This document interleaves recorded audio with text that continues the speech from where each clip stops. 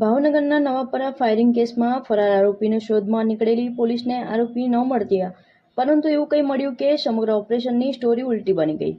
પોલીસને આરોપીની જગ્યાએ હથિયારો, જીવતા કાર્ટ્રીજ અને ગેરકાયદેસર વન્યજીવ મળી આવ્યા.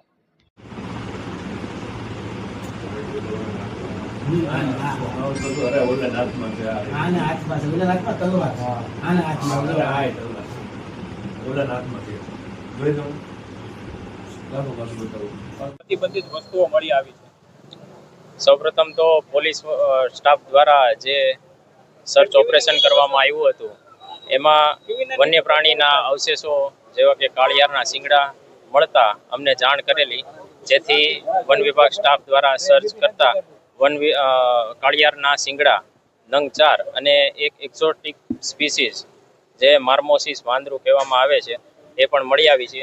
જે બંનેને જપ્ત કરી વન વિભાગના કબજામાં રાખવામાં આવેલ છે અને હાલ ધોરણસરની કાર્યવાહી હાથ ધરવામાં. વાંદરામાં કેટલા સજાની જોગવાઈ છે? વાંદરો માટે એક્ઝોટિક સ્પીસીસ છે જે પરમિશન લઈને રાખી શકે છે. એમની પાસે પરમિશન હતી કે કેમ?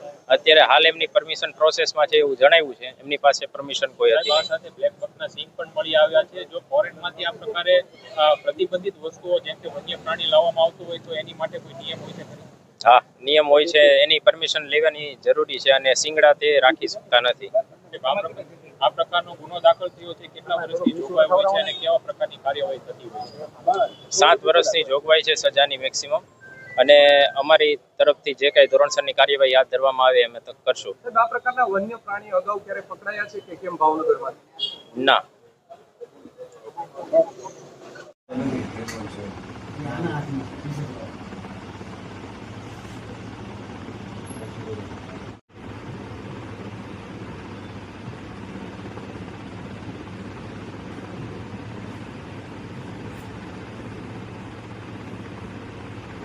હાથમાં